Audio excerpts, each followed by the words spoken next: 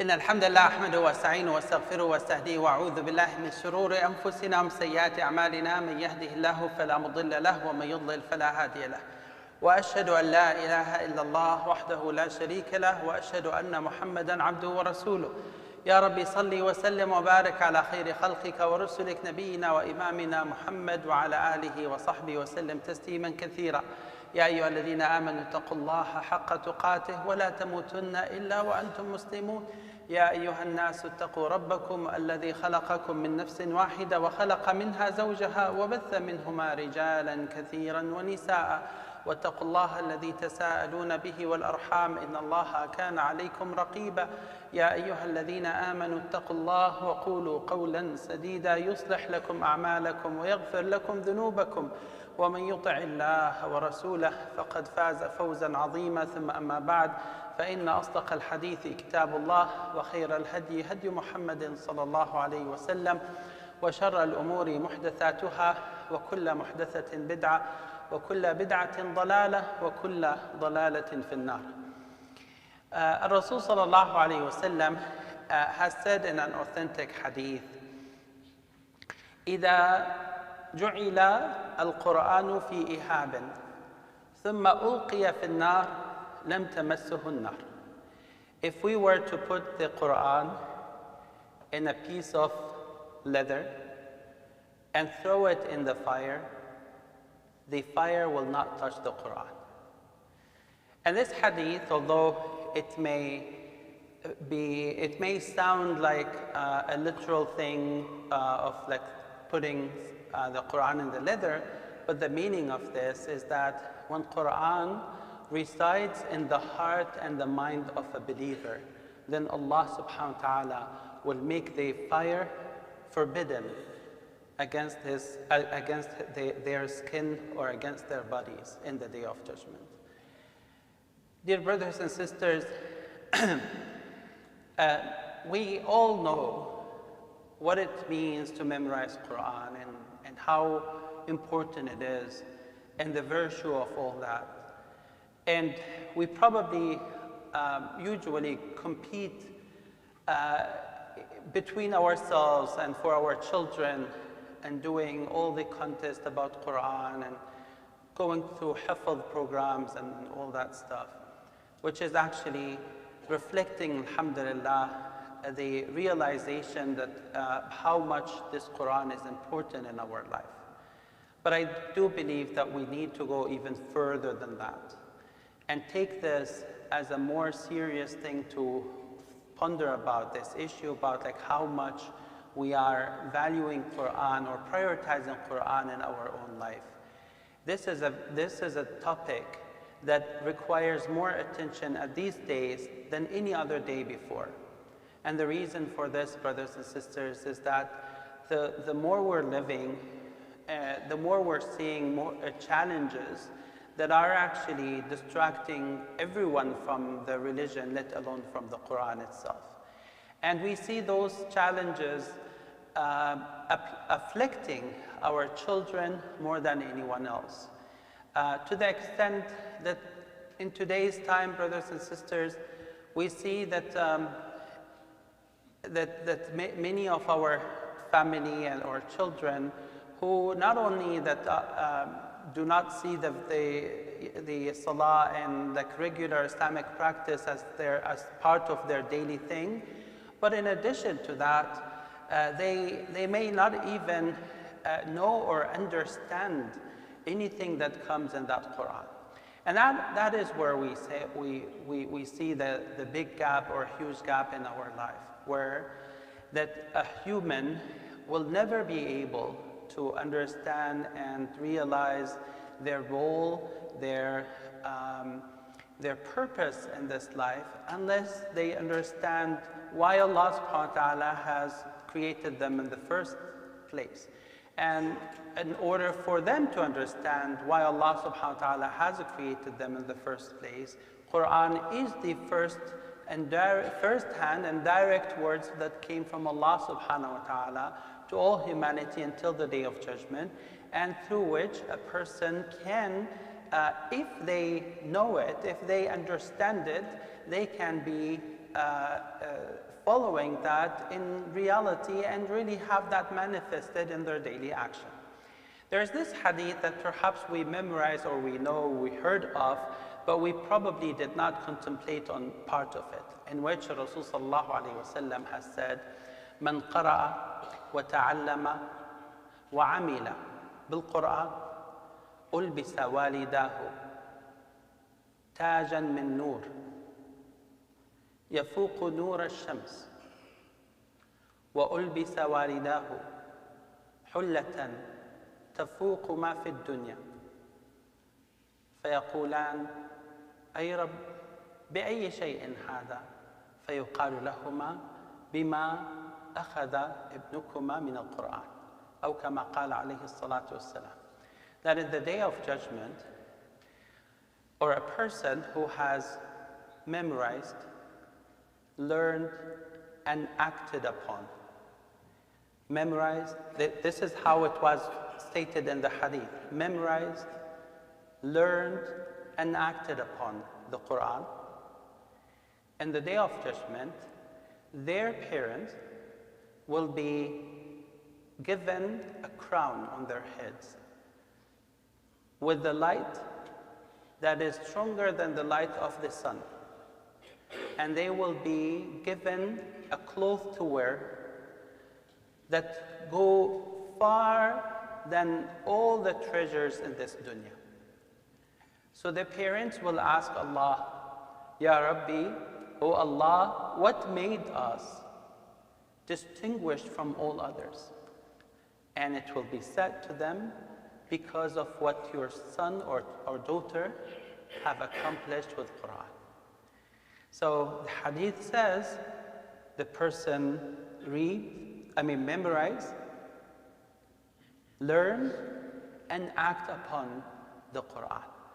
And that's where, subhanAllah, the gap or the shortcoming that we see in today's time is that the emphasis is coming towards how we can get the Quran memorized. In the time of Umar ibn al-Khattab radiallahu anhu, as you may know, Umar ibn al-Khattab used to send his delegates to different cities so that he would always be on charge or on top of the affairs and how things are so that he can take right actions. So on one day, there's this hadith that says, on one day, while Umar ibn al-Khattab was the Khalifa, and he had some of the Sahaba around him, especially Abdullah ibn Abbas radiallahu anhu. While he was there, a delegate came from one of the far cities. So he came to Umar radiallahu anhu, and Umar immediately jumped to the questions, "Tell me about the news of the people over there and how they are dealing with Quran." And you can tell, subhanAllah, that our pious predecessors and pious Muslim leaders have always their priorities very crystal clear in their minds, that they always ask their questions or make their discussions accordingly. So the very first thing that he was asking, "Tell me about the people in that village, how they have been dealing with Quran." That's the top priority. And subhanAllah, I think about this type of question multiple times, and I say, well, this has been in the time of whom? Umar ibn al-Khattab. It's very, very close to the time of Rasulullah sallallahu alaihi wasallam. Abu Bakr as-Siddiq radiallahu anhu only made khilafah for 2 years. So this was a couple of years after the death of Rasulullah sallallahu alaihi wasallam. So definitely, people have been very close to Quran. There's no argument about this. And yet, Umar ibn al-Khattab radiallahu anhu was very insisting to touch on the top priorities in his mind. Quran. So the delegate came with the great news. He said, "Oh, the Amir al-Mu'mineen, I have come from a village where the people are so engaged in Quran and they are competing who would memorize the most in the shortest time." Umar was happy to hear this, But Abdullah ibn Abbas raised a concern. He said, Ya Amir al-Mu'mineen, لا أريد هذا أن يكون فإن هذا قد يحملهم على أن يتنافسوا في القرآن فيختصموا من أحقهم بالإمامة فيقتتلوا فتكون فتنة. He said, Abdullah ibn Abbas radiallahu anhu, although the news was very appealing, looks very great, very nice, he said, I don't like that. Because the situation where people are chasing or actually are competing on who will memorize the most in the shortest time is going to let some of them feel that this is a matter of competition in this dunya, and that by just taking the Quran in memory and not understanding it or acting upon it is enough for them to become the ones who can make decisions, who can drive the ummah without any knowledge. And when they do so, they will compete with each other, they will fight with each other, and that would create the fitna. Umar radiallahu anhu wa arda has agreed with that. And he was like, at the time of Rasulullah sallallahu alayhi wa sallam, we used not to go beyond new 5 verses that were revealed until we memorize them, understand them, and act upon them. And then we move forward to the next 5 ayahs. So that is a huge gap that we see in today's time. First is that we don't really have this priority of Quran clear in our mind, except for the fact that, oh, we love that our children memorize Quran. And the second thing is that even when we think about Quran, it is only in the sense of memorizing the words, memorizing the letters, and having a nice voice in recitation. Dear brothers and sisters, this is indeed a huge gap, and actually not only a gap, but also a very scary thing. Because it's one of the most important problems that people may have is that when they think that they are going in the righteous path when they are not. When they think they are doing the correct thing when they are doing the wrong thing. That's very, very bad. And the reason this is very bad is because if a person thinks or is convinced that what he or she is doing is correct when it is not, then in no way those people will change their minds. In no way they will change their habits. And that's where we see the huge gap that may la samahallah take us in the wrong side of the path of Allah subhanahu wa ta'ala. Dear brothers and sisters, one of the things that we perhaps we see very common these days is people spending years in order to just memorize Quran, perhaps at an early age or maybe at a late age of their time. And then, alhamdulillah, they're done. They manage to recite it in front of their imam or sheikh. And that's it. Just check with them after 2 or 3 years, and you would find that most of the Quran that they memorized has gone. And that is even worse and worse. Because the problem here is that if you come to a point where Allah subhanahu wa ta'ala has given you the chance to gain access to the book of the words of Him subhanahu wa ta'ala, and then you ignore that, or you don't show your care to it, that's even worse than not even starting memorizing the Quran in the first place. And unfortunately, brothers and sisters, this is very common practice these days. So with all that being said,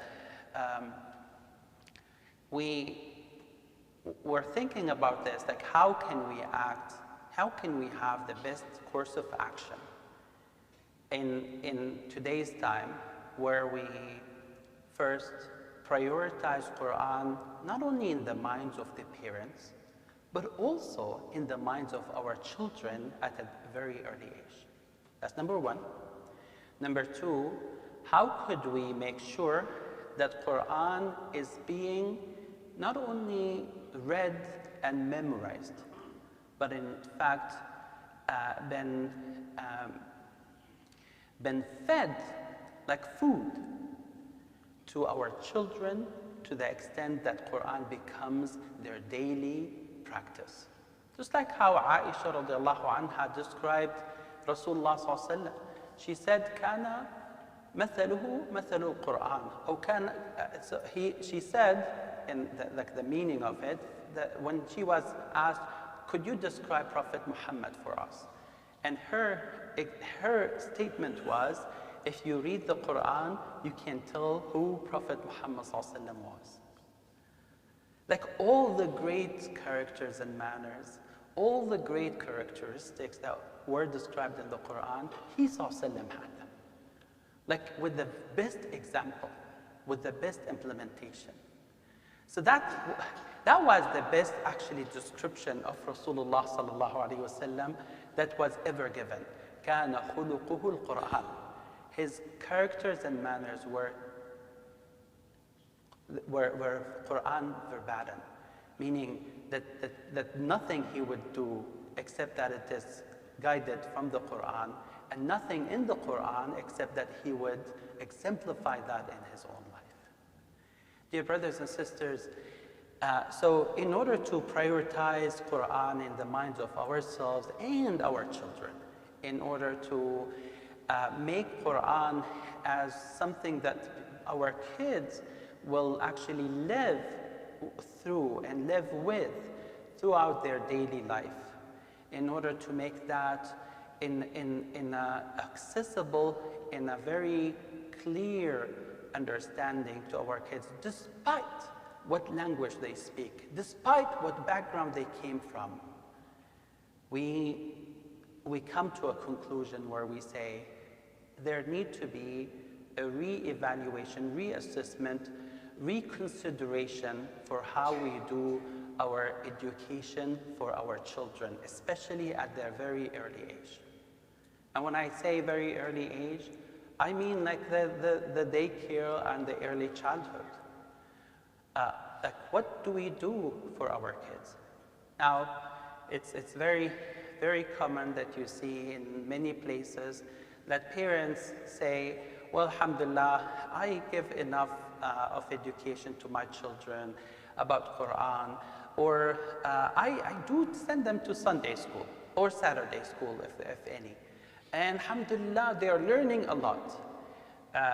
But unfortunately, the fact that those parents do not know is that their children at this early age, when they go to public school, they are absorbing all the culture, all the things that they see, like every social thing that they see in the public school, like a sponge.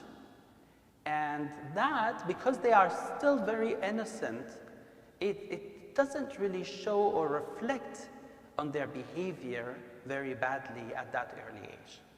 But the parents will be so much surprised, will be actually slapped on the face at the time when their children reach puberty, and now they would reflect all the several years that they have gone through this public school teachings, and the parents will be in a position where they say, we did not grow up those kids. Those are aliens to us. Well, they are not aliens. They are your product. Indeed, they are your product. You have participated in bringing up your kids that way. When you did not think about the implication of exposing your kids to a totally Islam-opposing culture, to a totally un-Islamic teaching, When you get your children to draw the rainbow flag at their classrooms, when you get your kids to go through their classes where the teacher says, you can be anything. You can convert, you can become a transgender, you can convert yourself into an animal. And then, wallahi, a couple of Muslim families have told me that some of their children have chosen to become a cat.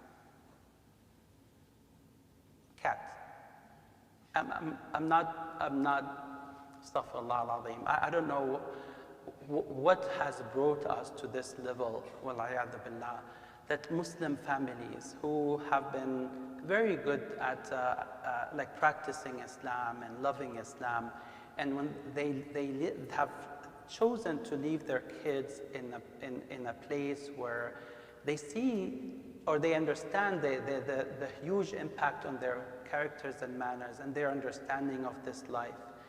And yet, subhanAllah, they just let that happen. Like children, Muslim kids, have chosen to identify themselves as cats. And they chose to identify themselves as cats because they learned from their parents that dogs are not pure. So, in fact, they were actually, their first choice was to identify themselves as dogs, but they learned from their parents that dogs are not pure, so they chose to identify themselves as cats.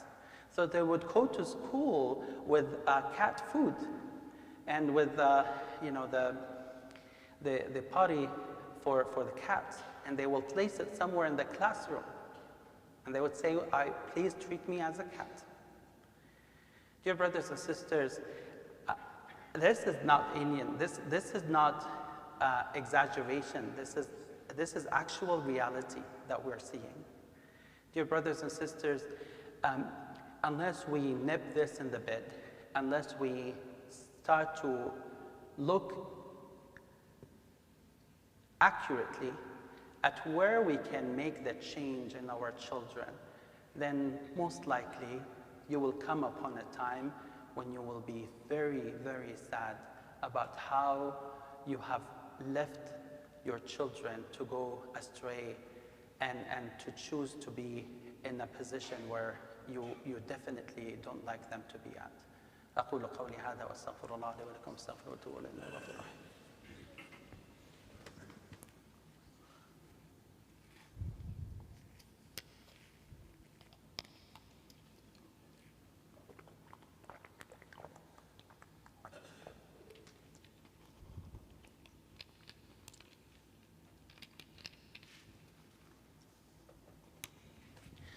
الحمد لله على إحسانه والشكر له على توفيقه وامتنانه، وأشهد أن لا إله إلا الله تعظيما لشانه، وأشهد أن محمدا عبده ورسوله الداعي إلى رضوانه.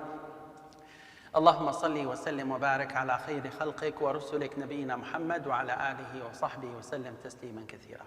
Dear brothers and sisters, taking all that into consideration, alhamdulillah, your brothers and sisters at PGMA have thought very deliberately and very thoroughly about how a masjid like PGMA can help in at least mitigating, not really canceling, not preventing, not protecting entirely from all those challenges, but at least mitigating the impact and trying to help the Muslim community in producing the best, inshallah, new generation.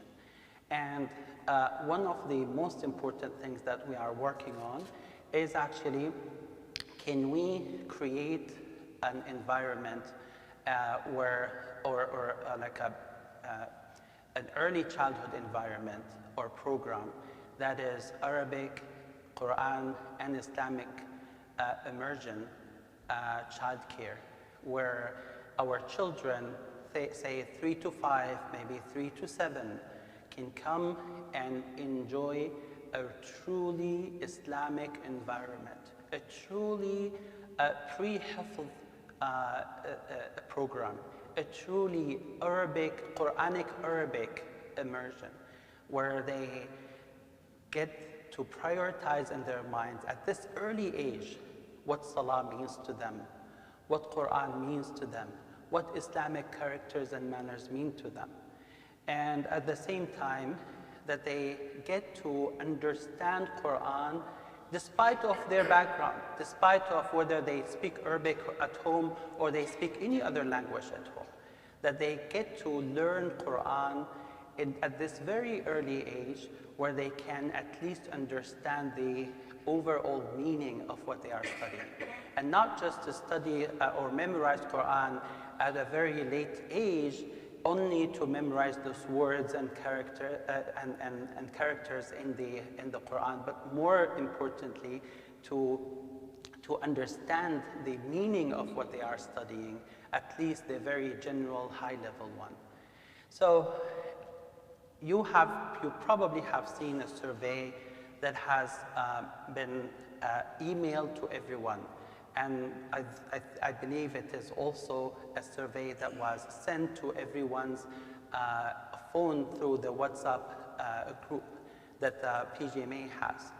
And the ask here is in threefold. One is that please give your feedback, show your interest. If you have children, let us know if you are really interested in getting your children there. And number two is that this is something that requires all of us to spend, to support financially. And of course, not everyone can support it, but there are people who can support it who do not have kids to send. So you can be someone who may sponsor people, who may sponsor some children to benefit from that. And third is really to raise awareness. Like all what you just heard in this khutbah about the importance of learning Quran at an early age, prioritizing Quran over anything else, understanding it, acting upon it, so that our life will change, inshallah, so that we will have a strong new generation that can stand firm throughout all the challenges and trials that we are facing these days. We need to rethink and reconsider how we are growing up our children from the very early age that they have.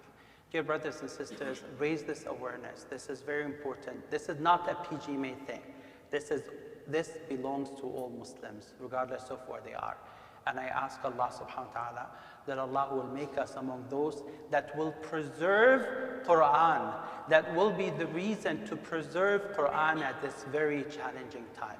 I ask Allah subhanahu wa ta'ala to make us among those who really hear the speech and act upon it and follow the best of it. Allahumma ameen.